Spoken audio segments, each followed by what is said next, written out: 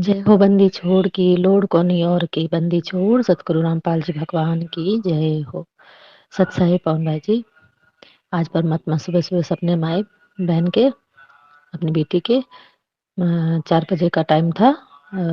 Alarm बज रहा था तो बहन उठी। अलार्म अलार्म को बंद किया। मैंने कहा अब उठूं, तो उठते उठते बहन को वापस नींद आ गई। तो आंख मतलब थोड़ी लगी थी कि परमात्मा सपने में आए ऐसे। मतलब एक जैसे परमात्मा एक गुरु की लीला कर रहे हैं ना, आम इंसान की, मनुष्य की जो लीला कर रहे हैं, परमात्मा वैसे आए घर पे।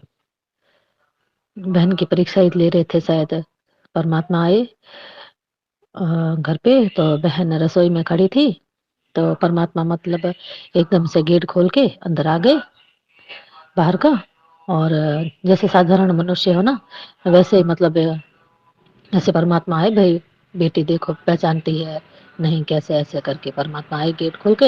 एकदम रसोई के गेट पे आ गए और बोले कि मुझे बहुत भूख लग रही है, बहुत भूख लग रही है, मुझे खाना खिलाओगे। तो बहन ने देखा भी कौन आवाज दे रहा, बहन ऐसे देखा तो गुरु जी थे। तो मैंने कहा गुरु जी आप?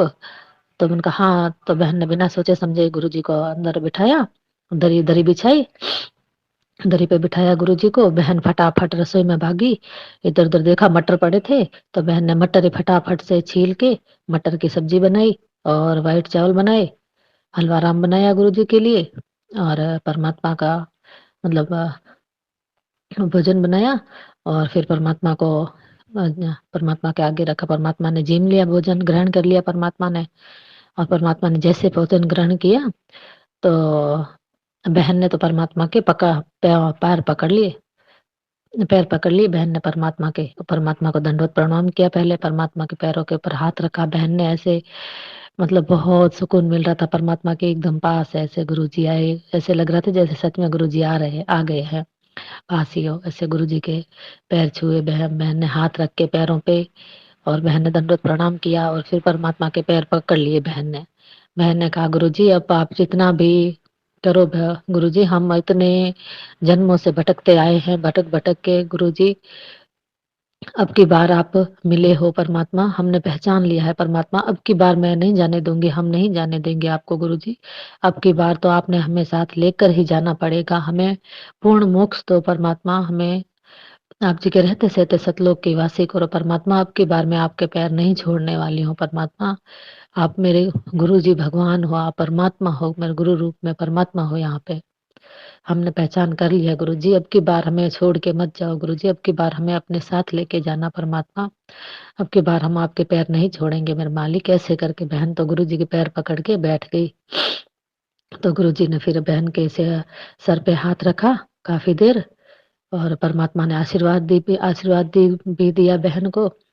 और परमात्मा ने कहा बेटा मैं तो खुद तुम्हें लेने आया हूँ के, मैं तो खुद तुम्हें ले जाना चाहता हूँ, और अब की बार तुम्हें ले जाकर रहूंगा। परमात्मा ने से बोला कि अब की बार तो ले जाकर रहूंगा, पर बेटा तुम खुद ठंडे पड़ रहे हो के, अब ठंडे मत पड़ो, समय आ गया है। और डट जाओ अब, डट जाओ भाई। अब समय आ गया है, और मैं भी अभी जल्दी आऊंगा। परमात्मा ने ऐसे बोला। और परमात्मा ने कहा भाई सारे ठंडे पड़ गए हो।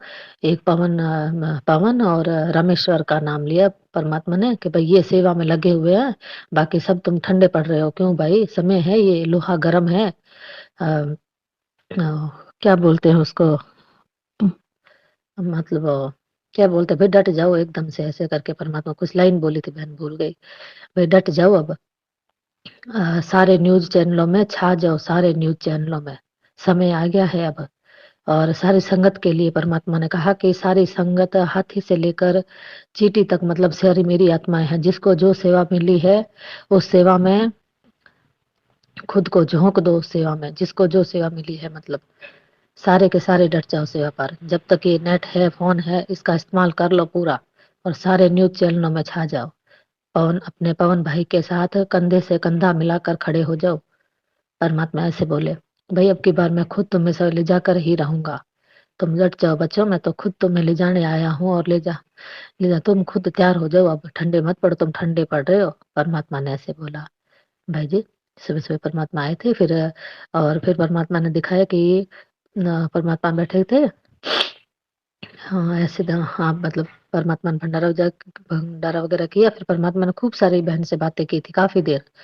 वो तो बहन को याद है नहीं, पता नहीं क्या-क्या की थी परमात्मा ने, ये थोड़ी बहुत बातें बहन को याद है। और फिर परमात्मा भंडारा करके बहन को आशीर्वाद दे के परमात्मा दरबार में चले गए और दरबार में वहाँ पे जो फ़ोटो लगी हुई है परमात्मा की, उस फ़ोटो में परमात्मा समा गए। और फिर मेरी मम्मी आई, तो मेरी मम्मी से मैंने कहा, "मम्मी परमात्मा ऐसे-ऐसे आए थे और भंडारा किया, परमात्मा तो ऐसे सदृश मनुष्य की तरफ तरह से आए थे जब जैसे मैं परमात्मा को पहचान ही ना पाऊँ। लेकिन मम्मी मैंने परमात्मा को भंडारा भी करवाया परमात्मा की दया मेहर से और परमात्मा ने पता नहीं क्या मेरी परीक्षा ली थी, मुझे याद नहीं पवन भैया, याद नहीं आ रही है।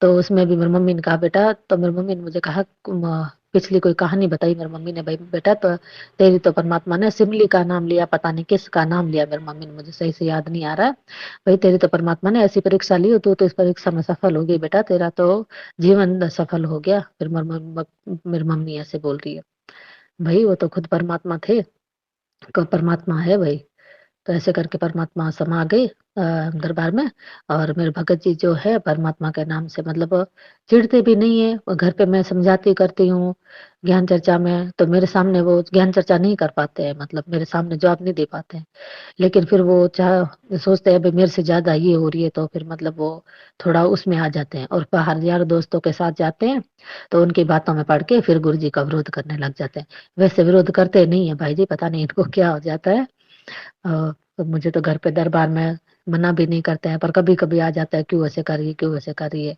काल का दबाव है भाई जी क्या कर सकते हैं हम तो परमात्मा ने दिखाया कि वो भगत मेरे भगत जी है वो भी परमात्मा की पुस्तक लेके महिमा वाली परमात्मा की महिमा गा रहे हैं ऐसे बताया परमात्मा ने ठीक है भैया जी परमात्मा ने कहा डट जाओ अभी ये समय आ गया है सच साहिब